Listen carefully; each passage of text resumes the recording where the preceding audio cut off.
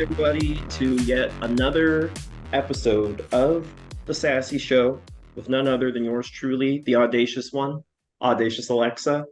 And here together with us, we have a very special guest by the name of Maxaroni and Cheese. I call them Max.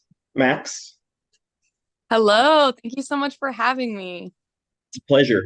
I really try to do the best I can to maintain a sense of peace, synchronicity during Pride. I'm sure there's a lot to dissect about this year's Pride celebration. Recently, I'm sure you're aware of a lot of the bills that have been introduced across the country, not just the LGBTQ, but also trans in specific. We've also we've seen sort of a shift, a paradigm shift among people that are left leaning and people that are right leaning. And I'm not sure what to make of it. I don't know about you. First off, I wanted to ask you, how was your Pride? My pride was excellent. I got to experience and take part in a plethora of queer art. And in my opinion, art itself is resistance. And so it not only was helping celebrate our pride and celebrate who we are, but also showing that we are not going to be quiet in this era of fascism and we are not going to stand by while all of this is happening. Certainly. I think this year was a little different. I celebrate Pride all summer, all year. Fuck it, all year. But Mhm. summer is usually when I really pop the top off and let loose. And June ostensibly was the month that across the country and most parts of the world, I think, Pride is celebrated annually. And I know because of a sequence of events, I mean, it's so jam-packed in Portland during the summer. And we had so many events in the past. I think World Naked Bike Ride, Pedalpalooza, other events that sort of overlapped with Pride in the past. And I think they tried to segment the celebrations so that people could enjoy and indulge in all of the celebrations at different times. So that actually worked out. Being Pride into July felt a little bit off. I don't know. It just for me, it felt a little bit off. I will say though, I'm glad that we were able to celebrate it separate from the other celebrations so that it wasn't, taking away from or that it wasn't being taken away from, rather, because it felt like in years past, I think it was sort of just really compact and rushed. And then you go downtown for the parade and you've got your friends that are pulling you into events and multiple events. And so I felt like at least having it spread out allowed for people to really meet their needs as far as taking a sort of a buffet and picking out a piece from every single item. And that's the beauty of Portland, right? There's just always, I hate to overuse the word plethora.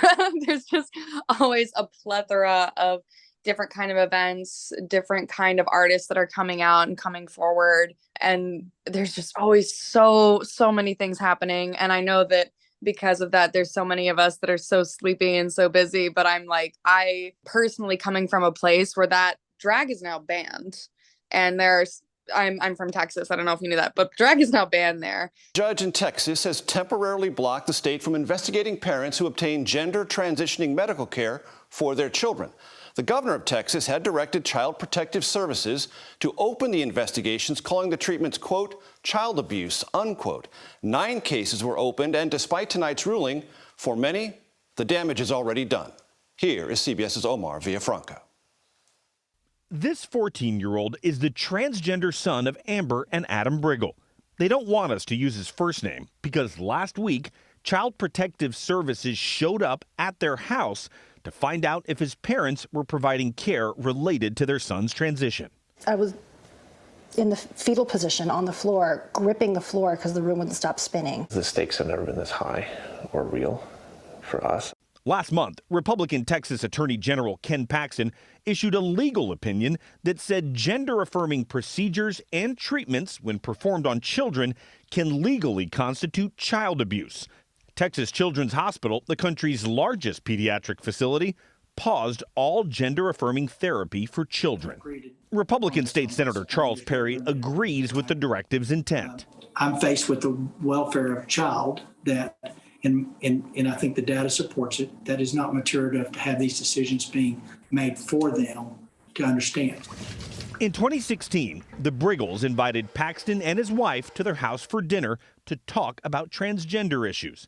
Paxton even took a picture with their son. They know we're not child abusers. They know we're not child abusers. He sat at my table and broke bread with my family and then says that families like mine should not exist. And being able to go from a place where we are forced into hiding to come here and have to look at my planner and debate, okay, what do I have time for? There's so much happening. There's all of these, you know what I mean? And so even though it can be stressful for a lot of us sometimes, I know that there are several performers that are just always booked, always busy. But I think that is just a testimony to how tight-knit the queer community is in Portland and how we always are putting things out for each other. We're not just creating a space where we're tolerated, we're creating a space that is made for each other, where we are being lifted up and being celebrated and amplified. Absolutely. I found Portland to be unique in that sense. When I was initially, I came here, I was houseless. And so I had to sacrifice a lot of time job searching and sustaining my basic needs, allowing for all the other, we'll just say, obstacles that I was trying to sort of, it's like when you're getting rained on, you got multiple pans and you're spinning plates, right? Like where I came from, California at the time was less progressive, at least in gender therapy and things like that. Now I think the healthcare has expanded with certain privatized healthcare, and I think there has been, a plateau like HRT and so forth. However, at the time it was a little bit behind, and so I moved up here to not only vacate the environment that I was in, similar to the one it sounds like you grew up in, but also I was in rural Northern California, which is actually kind of similar to Texas in a lot of ways. And I've been to Texas before. There's some similarities that people would find ironic, but it is interesting, especially with you coming from a place that's, I think, one of the top 10 most conservative states in the United States, I believe. It's in the top 10. I know that for a fact. Having that said, how has that journey been for you as far as that, your trajectory and what drew you to Portland besides the obvious?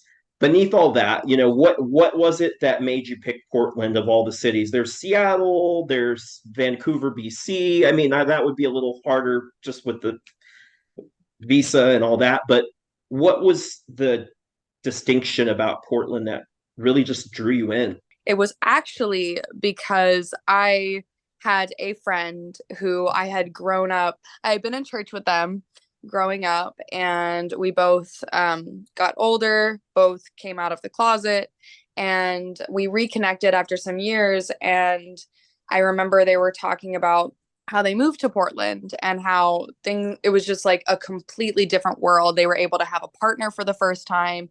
They were able to seek healthcare for the first time, not just that we're respectful of gender, but that also weren't fat phobic.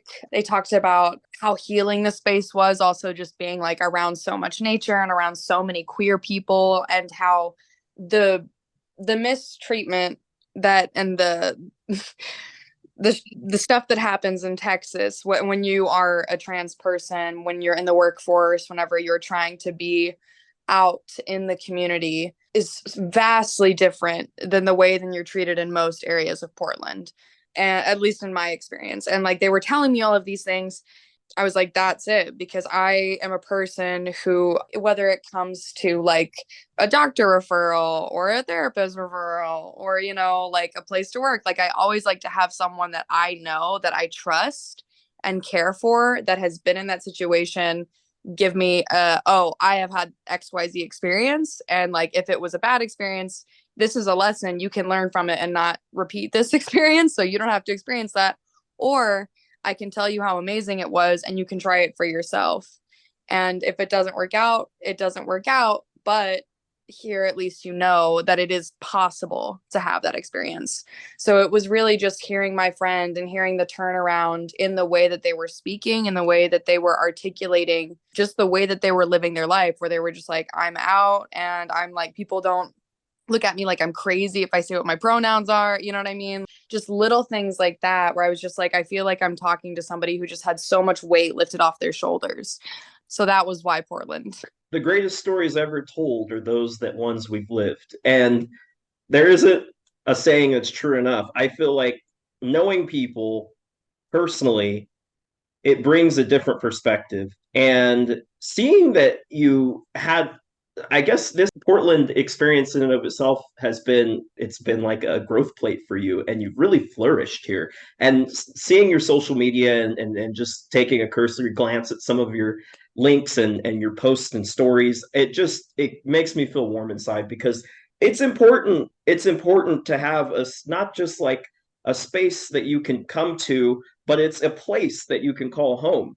And I feel like having spaces within those places that you can call home is important, but it's the people that really create that experience, and they legitimize it, because if you have a friend that has undergone, whether it's top surgery, bottom surgery, whatever, and they can tell you about the bedside manner that they experienced at the treatment facility, they can tell you about the physicians, they can tell you about the health plans and what's to be expected, there's nothing truer. And so that's what I think we all seek that. And I couldn't imagine another place actually in the US, at least at this time, because even Seattle, as much as it is more of an international look as far as the reach and the type of the people and all that, I feel here it's about the smaller, quieter, subtle, nuanced stories that are untold.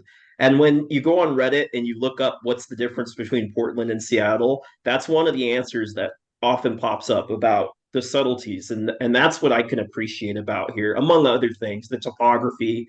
I am not just tooting my horn going, oh, look at me, I'm in Portland and I'm trans. But if I am trans and I live in the United States, here's where I want to be. Downtown Portland today for International Transgender Day of Visibility. And it comes as anti-trans legislation has been introduced all across our country. Brandon Thompson joins us live tonight here in Portland with more. Brandon? Organizers tell me it's important to counter the message that is sent by these bills to younger queer and trans youth. They say that the rhetoric around these issues can be negative, and it's affecting the mental health of these kids. A day of visibility and a day of celebration.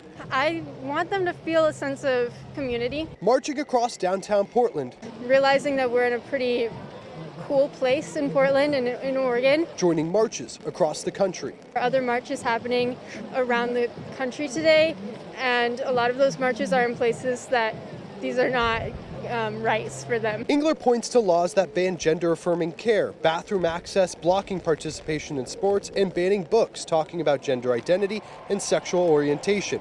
The bills, Maddie says, are having an impact beyond the letter of the laws. We've been talking about mental health during the pandemic, and for trans kids, it's a dire situation, I would say. The anti-trans legislation is increasing as well. The website, translegislation.com, tracks bills. In 2015, there were 19 bills attacking trans rights nationwide. Last year, the website tracked 173, and so far in 2023, there have been 492 bills. And are hearing a lot of things about themselves that are not true, and being told a lot of things about themselves or about their friends that just aren't true, and kind of that lingering fear of, when is it going to happen to us? This march on this day is a way to forget all of that and stand by the people who are with them. I hope that people see that not only do we exist and that we're here, but we're also just as fun and also just as serious as any other person could possibly be. So this march was organized today by Queer Youth Assemble. That's a national organization based in Portland that hopes to bring queer youth together and help them reach their full potential. Live in downtown, Brandon Thompson, KOIN 6 News. I was thinking about censorship earlier before the show, and at my day job, which is pretty mundane, it's basically I work in housing, and so that's about the extent that I can go into it. But when it comes to the barriers that people face and sort of like the limitations, a lot of it is built on the policies, how the policies are structured. And so one of the nicer aspects about, at least locally, the housing is that we have some autonomy as to how we can restructure those policies based on what we see happening within the populations and the communities that we're serving, which I like, which is why I'm still there for now. For some reason, I always find these parables and like I find relationships between things. I think that that's part of my visionary is like I'm able to somehow draw the lines and kind of connect the dots. And what I've seen is that a lot of people, because of the policies, they're forced to change their behavior and change their lifestyle according to the policies. And initially, it has one effect, but then usually there's an inverse effect. And I'll give you an example. We used to have a thing called minimum rent where people had to pay minimum rent. Well, what ended up happening was is we noticed people started to find other ways to make that minimum rent when they didn't have any income. And unfortunately, not all of those alternatives were legal, at least in the US, right? We were doing sex work, a lot of people that were selling different substances and anything to make ends meet. Now, I draw this correlation when it comes to marginalized populations and censorship on platforms. So, a lot of people, especially trans people, when we put ourselves out there on certain platforms, the algorithms, bam, gotcha, you're gone. Now you're on your fifth or sixth profile, and think about all the energy that you've spent trying to recreate that effect. Well, it happens to a lot of marginalized groups, not just trans people, but in specific, the censorship laws on these mainstream platforms is set up so that basically we get into sort of a cycle. So it's like you try to put yourself out there and you're expanding and you show your chest and you show your transition and then you're shut down and you have to look for another platform. What are your thoughts on this cycle and what do you feel we can do to intercede? I'm going to try not to get angry, but no, this actually just happened to, I don't know if you're familiar with the performer Sex Ghost. Sounds familiar. They are also trans and they had been working up their profile for, I think it was about 6 years that they had been building up this following that had things about their drag, things about their art, things about their transition. And then all of a sudden, their account just was banned. And what it turns out, because I literally saw this happen like a few days ago, it was crazy. And like, I really hope that somebody watches this and can use this information in the future. But if that does ever happen, what you can do is you can post about it on another like I believe Sex Ghost used Facebook, and then they also made a backup account for Instagram.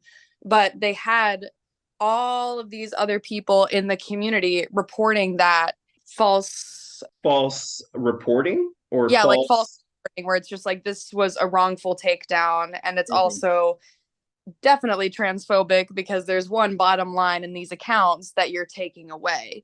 And so in those situations, what we can do, because we can't control whether or not it gets taken down in the first place, but what we can control is looking out for each other and coming forward as community members and mass reporting these false reports and these accounts that are getting just taken away whenever there's so much work. And like I have a few friends that are also sex workers, and the amount of time and energy that they have had to spend putting into making these accounts, building up their followings, and especially like TikTok is not the place to be for because that also doesn't work with the mass reporting. But like they will gain traction that helps them have income, that helps them fund their housing, fund the food that goes in their mouths, and then all of a sudden it's just taken away. What we can do is I know for Instagram specifically, you can send out a report saying that this account was wrongfully suspended. That's the word I was looking for, wrongfully suspended on accounts of transphobia. We can't control how racist or transphobic the algorithm is, because it is run by white men who are billionaires. So we can't control that, but we can control how we react to it. And if we come together and put our feet down and say, no, there was a lot of work put into this, and you can't just take away what is helping someone with their income. And if you're, say, a drag artist instead of a sex worker, like having those Instagram accounts with that amount of following, that helps you get bookings. That helps people in the community say like, oh, okay, people know who this person is. We have these mutuals. They've worked with these people before. Here's some samples of their work. So like it goes for drag artists, it goes for sex workers, it goes for just trans people in general, honestly, who are just happily documenting their transition. And that's enough is enough. And that is the soapbox that I'm now stepping off of. I mean, stay on it, because there's nothing better than amplifying the voices of those who would not be heard otherwise. Strength in numbers, simple concept, but not so simple when it comes to these major platforms, because there's capital behind it. Capitalism, fascism. Mm-hmm. We only have a short window of time, and I really would like to ask you, this is something that we see in, I think, the broader like colonial picture. When we discuss censorship, we can't not discuss where the influence was predicated. And in a lot of my previous episodes, I've veered off into the history behind Western colonial censorship and how that intertwines with, racism and all of those things. And they are very close and tight knit. But what I wonder, as a person who is trans mask, in the case that you have seen, I feel like you've seen all sides of the ocean. You've been able to look at things, and I mean that in the experience, because as a person who's trans femme, I've only outwardly presented feminine for maybe the last 7-8 years. So for the beginning 30 years, I don't really have a lot of material. I'm curious, though, how you feel that has transformed the way that you've interacted with the world, and how is it any different? Are you experiencing things in a different way when it comes to the body policing that I feel like trans people, regardless of which direction you head, you're going to... In terms of the difference in censoring the body whenever I was growing up, and I didn't have the vocabulary to know that I knew that I wasn't a girl, right? I had that gut feeling inside, but I just I was in Texas. I was in a small town in Texas, so I had no way to kind of cognitively wrap my brain around the fact that there is an entire community of folks that are just like me. But the things that I feel like I'm a data collector in my life, not just on a macro level, but on a micro level as well, because I can think of, there was a pattern of, for me, a lot of the censorship as I was getting older. It started out with things like, I remember one time in church, I was wearing a dress that I thought was appropriate because it had the 3-finger rule, right?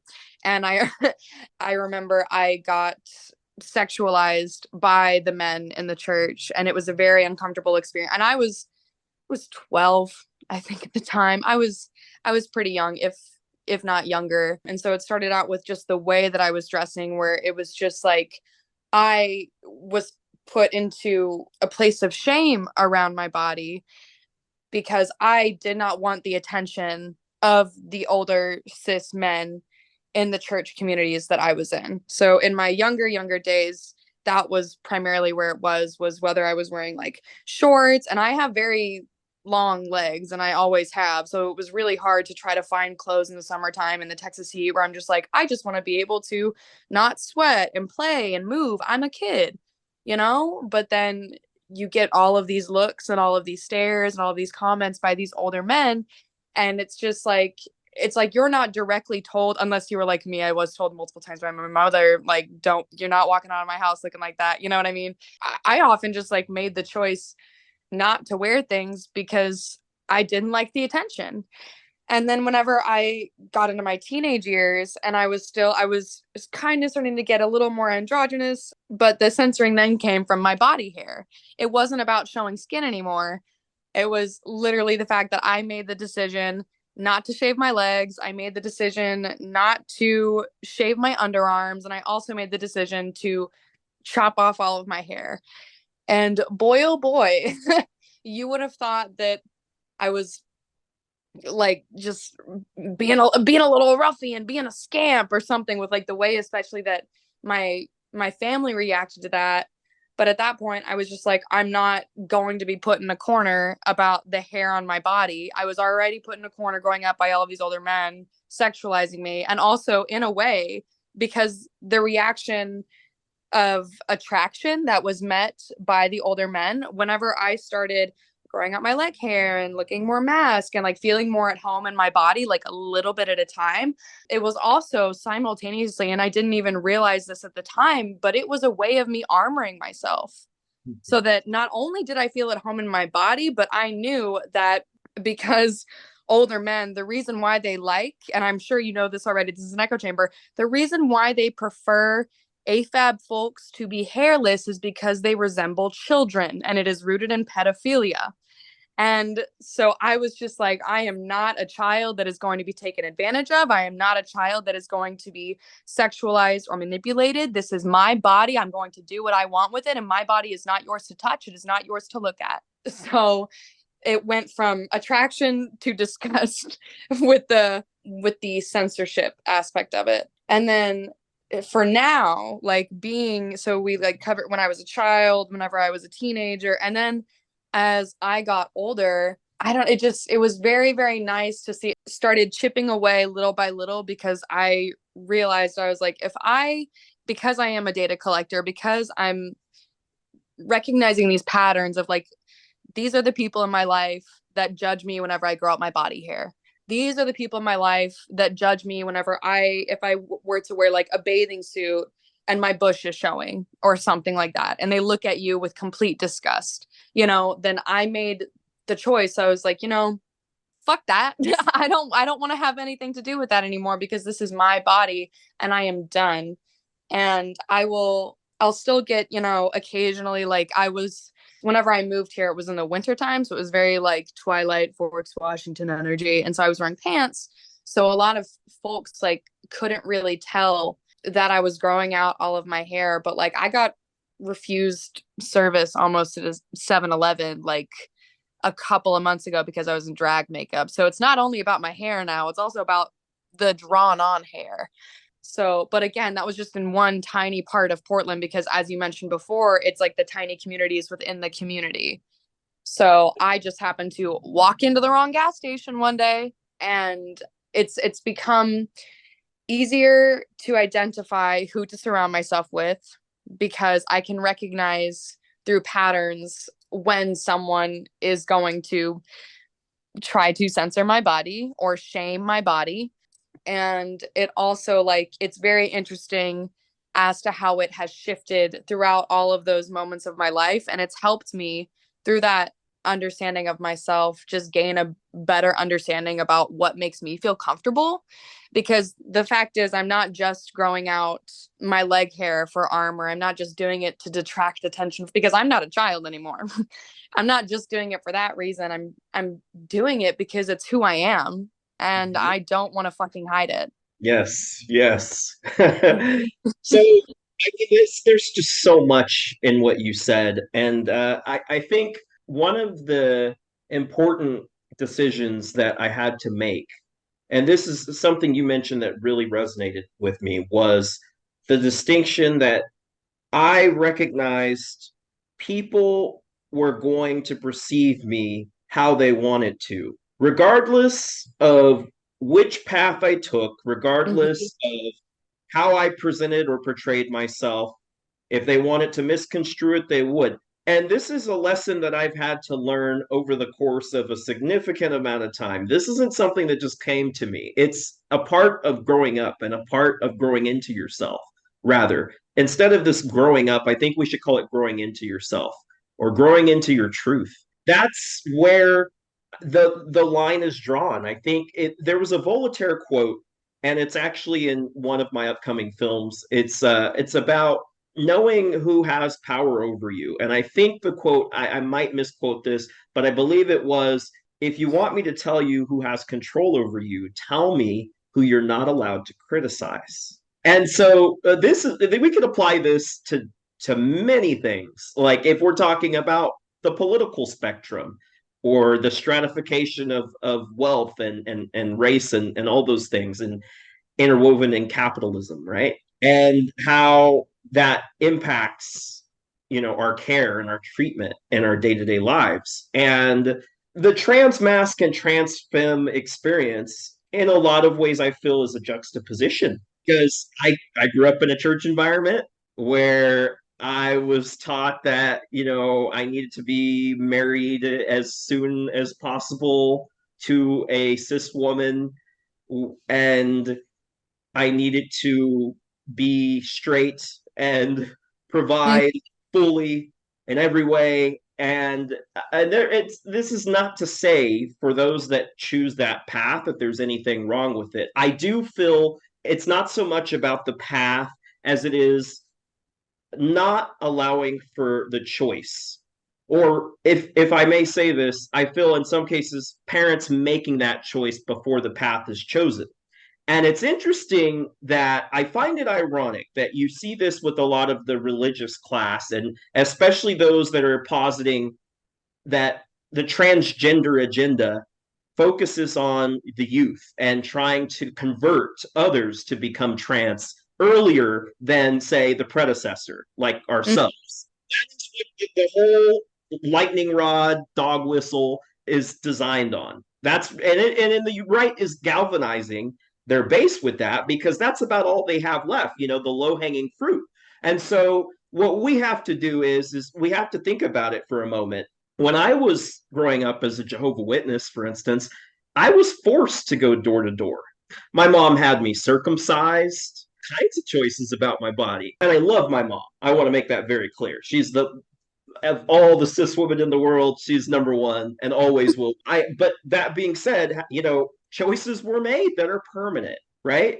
To my body without my autonomy. Again, refocusing on the narrative. The narrative here is trans people and the broader LGBTQ community is coming after the youth, and we are trying to make those decisions for them. But the reality is that parents are making these decisions for their kids no matter what, whoever the legal guardian is. And so parents do get the final say. And when they do, we see that they still do things, sometimes, even if they follow the path that they feel is set on the right, the high and straight and whatever, they still do things that aren't right and they still mess up. I have plenty of friends that I attended church with who suffered abuse at the hand of elders, some of which may still be there, and this is, there hasn't been any legal action. I'm just saying, this is something that we have to really think about.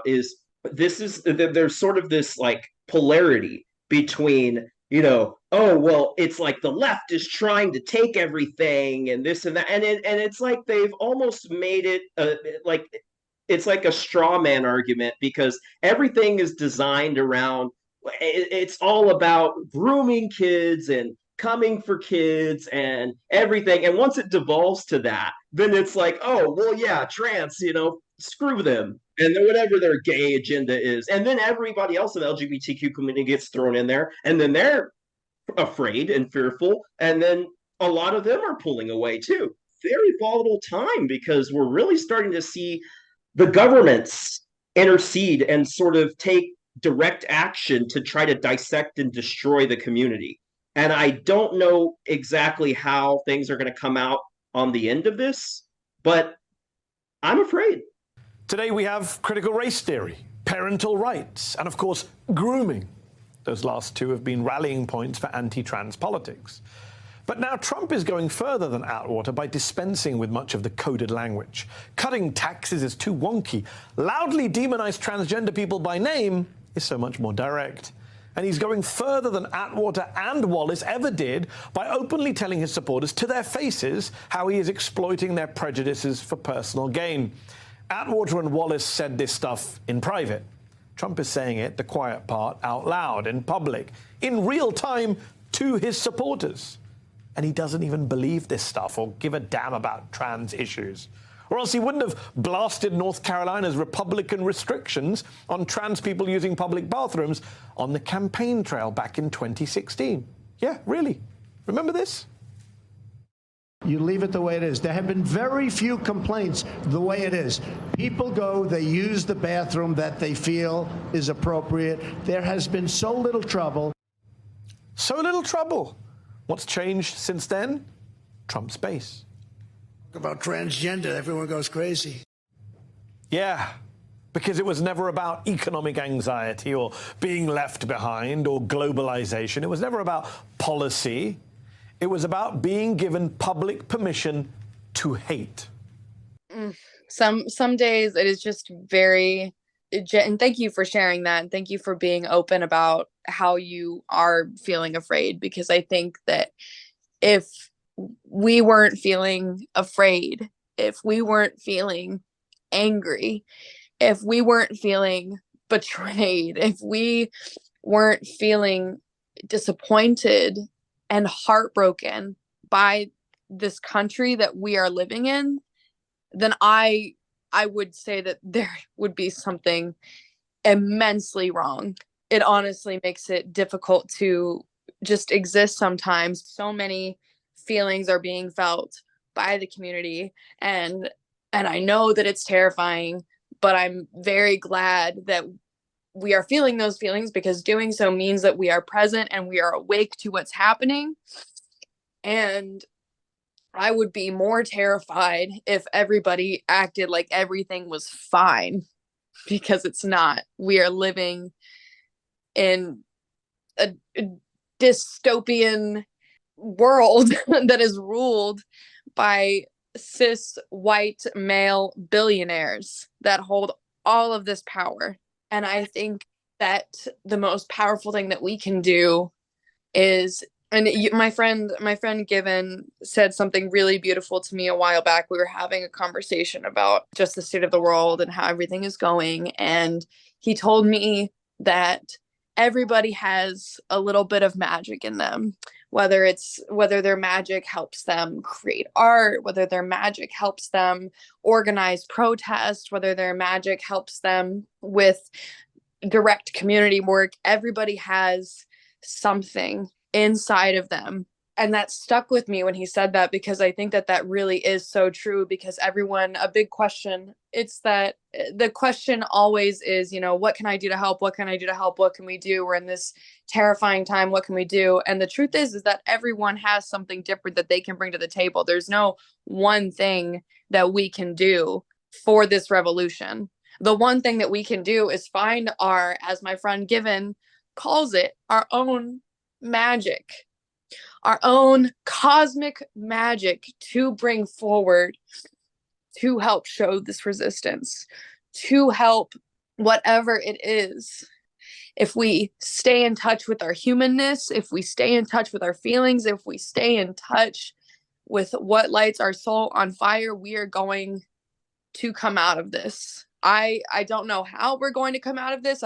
As you said before, we don't know how this is going to end. We don't know how this is going to pan out. But I will say that whichever way it goes, I know one thing is certain, and that is that we will be together in it. 100%. I got your back. And I think it's safe to say that there's a lot of uncertainty in the community, and even I think for people outside of the community. Really, after what you said, I was thinking just about some of my extended family and how their views have evolved over time in our relationship. And I wonder sometimes about if they really see it's not just about the trans community and LGBTQ and bathrooms, and those are flashpoints of the cultural conversation. But I think that the broader conversation is evolving, and I'm hoping, this is what I'm hoping, but I don't like to rest too much in hope for what action can't resolve, because you have to do both. They go hand in hand. You can prepare for the worst and hope for the best. And I think this is the case where we don't know. And so, because of that uncertainty, we have to go with what has worked, at least up to this point, and then figure out innovative solutions to curtail the blowback. Because the reality is that, like, there are people that are going through it right now that aren't necessarily trans. There's people losing abortion rights. We've got people losing right to housing. We've got people, all of this is all happening under a Democratic administration, mind you, or a moderate. I won't say liberal anymore because I think that word has, especially in the American political discourse, has been maligned. It's become a misnomer because the reality is a liberal in the United States is a neocon in Canada or in Europe, and that's a fact.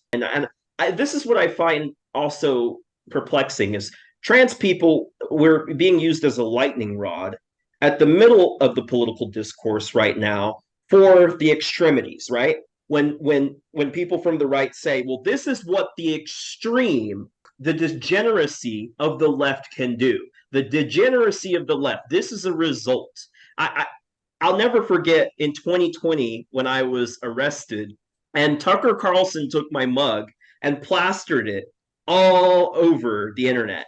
And one of the things he said was, this is an example of the degeneracy. That was echoed among the viewers and people that were tuning in. And so I feel like the course of the conversation is headed in a direction that what we might see, not to speculate because it's not really good to speculate, but I do think what we might start to see is that increasingly, as our visibility increases as a community, we will see that I think that the bases will shrink.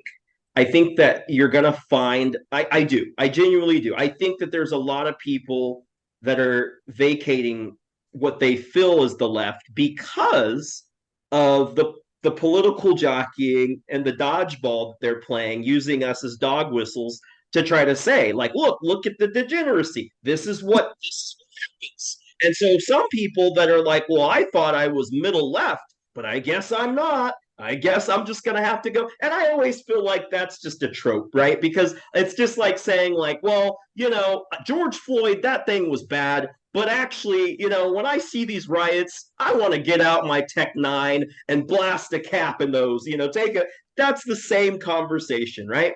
You said that you're a trans woman. I trans female, yes, ma'am, sir. Do you have a penis?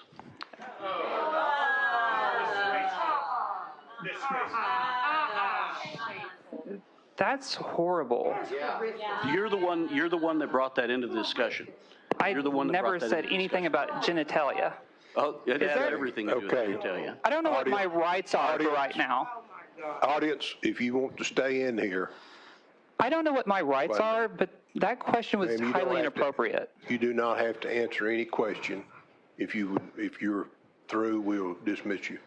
Well, I'm not through with questions, but I'm not going to answer that question. That's highly inappropriate. Again, you can say that, and that's your right. So.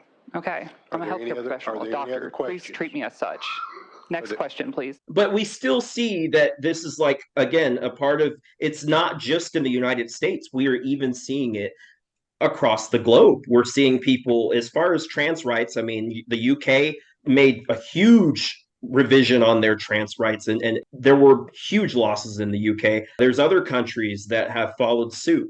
So with that being said, I was going to wrap things up on a positive note and also like an aspirational note. So we always ask the guests as a rite of passage, like, what makes you sassy? I feel like this question for you is sort of ironic because seeing your Instagram and all of your social media, like, I feel like that's a rhetorical question. But I'm curious, is there anything that you feel distinguishes your sass from the rest?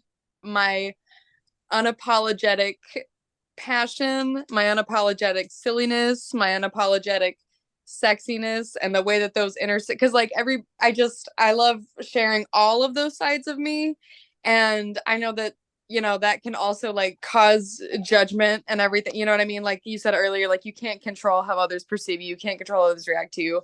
I think that the fact that I incorporate all of those different parts of myself is what makes me sassy, because so often as performers and as human beings, we're pressured to just like make ourselves do one thing. I'm just like, well, why can't I just do all, like, be silly, be sexy, be playful, be all of these different things? You are the epitome of sass, okay? And I know this is like something people can make this a point of contention, but no, not here, not in my book, not on my show.